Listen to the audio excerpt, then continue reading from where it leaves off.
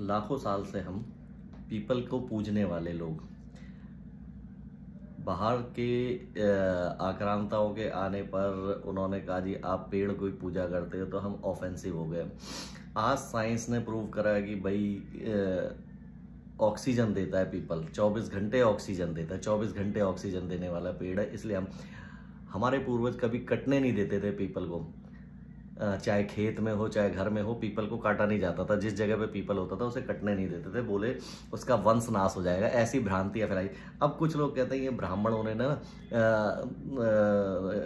मूर्ख बना रखा था। ब्राह्मणों ने मूर्ख नहीं बना रखा था। अगर ब्राह्मण आपको ये कहते ना कि इस पर देवता का वास होता है, आपकी समझ में नहीं आती, ये अच्छी चीज करता है, आपकी समझ में नहीं आती। लेकिन अगर किसी को डरा दिया जाए ना, वही लुलू वाली बात, बचपन में कह दिया लुलू है तो वो बड़े होने तक नहीं है, तो वो लुलू के चक्कर में पीपल को नहीं काटा। समझ रहे हो बात को? तो ये और देखिए ये भ्रांति फैलाई गई कि ब्राह्मणों के द्वारा कि अब ब्राह्मणों के द्वारा या कुछ भी कह लो कि इस पे भूत निवास करते हैं। क्यों? अगर देवता कहा जाता तो हर कोई पीपल काट देता, देवता से कोई नहीं डरता, लेकिन भूतों से सबकी फटती। तो इस तरीके से बचाया ऐसी कई। अब जिन लोगों को, प्रथाओं को कहते हैं अंधविश्वास फैलाया ब्राह्मणों ने, तो वो अंधविश्वास इसीलिए फैलाया है कि अगर वो सही बात बताएंगे, सही बात तो समझ में आएगी नहीं, क्योंकि जिसके पास ज्ञान है, अगर कुछ साल पहले तक साइंटिस्ट कोई आदमी ये कह रहा है कि भाई बिना तार के बात होगी, तो कोई मानता था, उसे पागल बताते थे। अब हो रही है ना, तो वो जिसको ज्ञान है वही समझ सकता है ना। या जिसको कहते हैं कि भाई ये पानी H2O है, ठीक है, तो वो कैसे समझेगा? उसे क्या पता H2O क्या है? तो वो तो कहेगा साला पागल हो गया। तो इस तरह जो ज्ञानी लोग थे, ज्ञानी लोग कौन? ब्राह्मण लोग। जो ज्ञानी हुआ वो ब्राह्मण। तो ऋषि, तो वो उन्होंने उस तरह से लोगों को समझाने के लिए उसको दूसरी तरीके से डेवलप किया कि जी जिससे नुकसान भी ना हो और वो बात को माने भी। अब इसी प्रकार क्या है, कुछ लोगों के पेट में दर्द रहता है, हमेशा बोले जी गाय को माता कहते हैं तो बैल बाप है। अरे भाई, गाय को माता इसलिए कहते हैं कि जब जो ये कहने वाला है ना, उसका भी बच्चा, जब नवजात शिशु बीमार होता है तो डॉक्टर या उसके बड़े बुजुर्ग ये कहते हैं गाय का दूध पिला। उसकी माँ को दूध नहीं हो रहा है या बीमार है, अस्वस्थ है, तो उस बच्चे को, नवजात शिशु को ये कहते हैं कि गाय का दूध पिला, इसलिए माता का दर्जा दिया जाता है। और दर्जा दिया जाता है क्या? आप मान लो किसी को सम्मान दे रहे हो, पड़ोस में कोई आपके रहता है, कोई मिलने जुलने, आप माता जी कहते हो, उसे माता जी ही कहते हो ना। आपसे अगर आपकी माताजी की उम्र की तो माताजी ही कहते हो ना उसे। लेकिन जो पड़ोस का बुजुर्ग है उसको पिताजी नहीं कहते हो आप। क्यों नहीं कहते भाई? तो फिर उसे भी पिताजी बोल। तो ये एक सम्मान की भाषा है, ठीक है ना। लेकिन लोगों को इस पे भी आपत्ति है कि ये ना समझी है ना, और तो कुछ नहीं। और यही लोग बोले ये तो गाय का मूत्र पीने वाले और गाय का गोबर खाने वाले लोग कहते हैं हम लोगों को। तो ये इन लोगों को पता नहीं कि ये जो ऐसा बोलने वाले लोग हैं, आज से कुछ साल पहले तक, 50 साल पहले तक, इनके घर भी गाय के गोबर से लीपे जाते थे। कुत्ते की टट्टी से क्यों नहीं लीपते थे ये अपना घर? गाय का गोबर शुद्ध होता है इसीलिए लीपते थे। और ये लाखों साल पहले कहा गया है हम लोगों की वैचारिक भाषा में या बोलचाल की भाषा में कि जिस दिन गाय के गोबर से बदबू आने लग जाएगी तो वो कलयुग हो जाएगा। तो ये कलयुग है क्योंकि अब गाय अनाज खा रही है। जो देसी गाय, हमारी भारतीय गाय होती थी, जो घास खाती थी, तो वो उसके गोबर में बदबू नहीं आती थी और उसके शुद्ध। और गाय का मूत्र तो ये साइंटिस्ट कहते हैं कि अनेक बीमारियों का इलाज होता है यार। कुछ पढ़ते तो ये वाली चीज़ें हैं थोड़ी सी।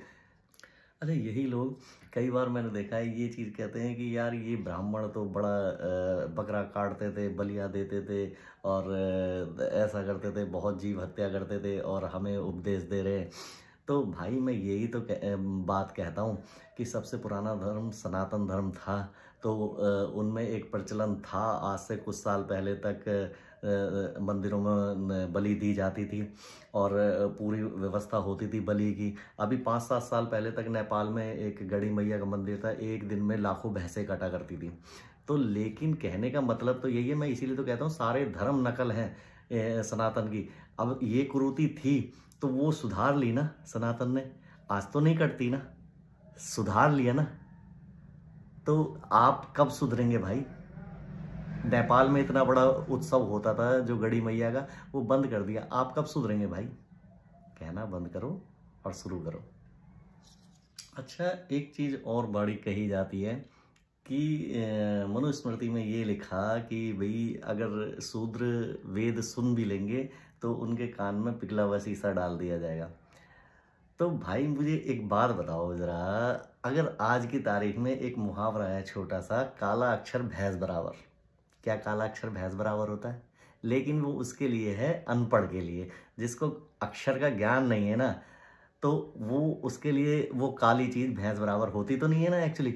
इसी प्रकार मनुस्मृति में ये क्या गया है, वेद की भाषा अच्छे अच्छे विद्वानों को समझ नहीं आती, और अगर वो सुन भी लेगा तो वो उसके कान में पिघले हुए शीशे के समान ही है, उसे तो शोर सुनाई देगा, शोर। जैसे कि अपने अरब वगैरह में, या जो आज से कुछ साल पहले तक इस्लामिक कंट्रीज में ये म्यूजिक शोर सुनाई देता था, शोर लगता था उन्हें।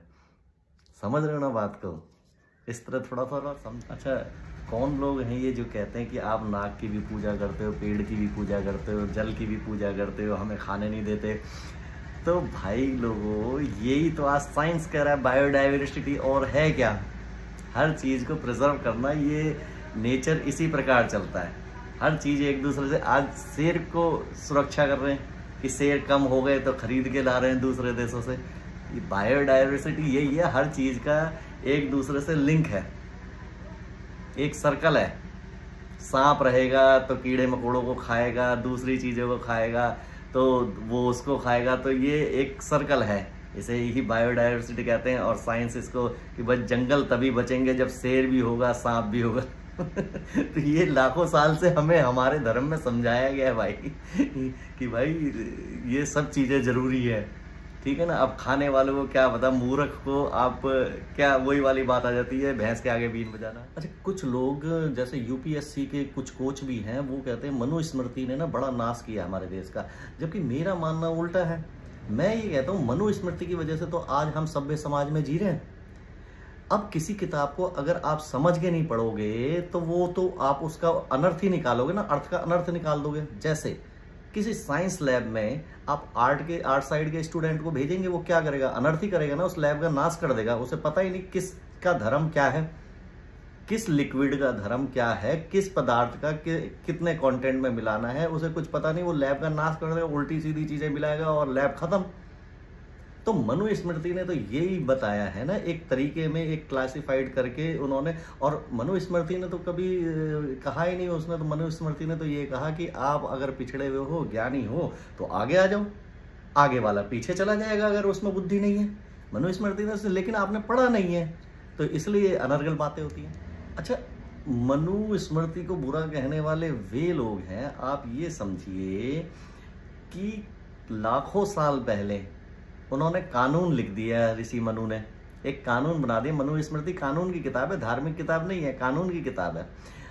और उस जमाने में क्या, आज से 50-60 साल पहले तक भी आप लोगों को खाने हगने का तरीका नहीं पता था। उस जमाने में उन्होंने कानून लिख दिया और उन्हें बुरा बता रहे हैं। यही मेरा यूपीएससी के जो कोच है उनको भी कहना है, आप जरा सा थोड़ा सा ये डिग्रियां लेके अपने आप को इतना महान की उसको आप डिस्क्राइब कर रहे हैं, उसकी व्याख्या कर रहे हैं, जो कि उन्होंने लाखों साल पहले कानून लिख दिया। और अमेरिका में उसे दुनिया का पहला कानून माना जाता है। और ऋषि मनु की वहाँ अमेरिका की कोर्ट में मैंने सुना है कि उनकी स्टैचू है ऋषि मनु का, क्योंकि दुनिया का पहला कानून है मनुस्मृति।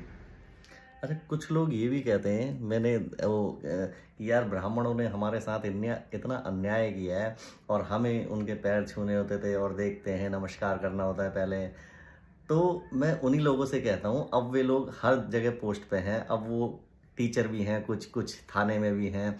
तो मैं उन लोगों से कहता हूँ, अब आप थाने में हैं या टीचर हैं तो स्टूडेंट्स आपको नमस्कार करते हैं या आपके पैर छूते हैं? नहीं छूते। और आप भी चाहते हैं ना, चाहते कि गुरु हैं आप, गुरु की पोस्ट पे, तो आपका मन भी करता है कि मैं, चाहे आपका स्टूडेंट कितना ही अमीर धनवान, कितना ही बलशाली क्यों ना हो, लेकिन आप ये चाहते हैं गुरु की हैसियत से कि वो आपके पैर छुए, आपको नमस्कार करे।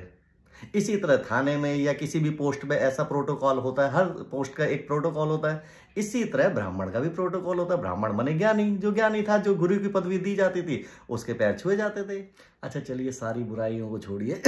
एक बात बताइए, आचार्य चाणक्य ने योग्यता देखकर एक गडरिये को राजा बनाया, जिसकी कई पीढ़ियों ने राज किया, मौर्य वंश ने, चंद्रगुप्त मौर्य।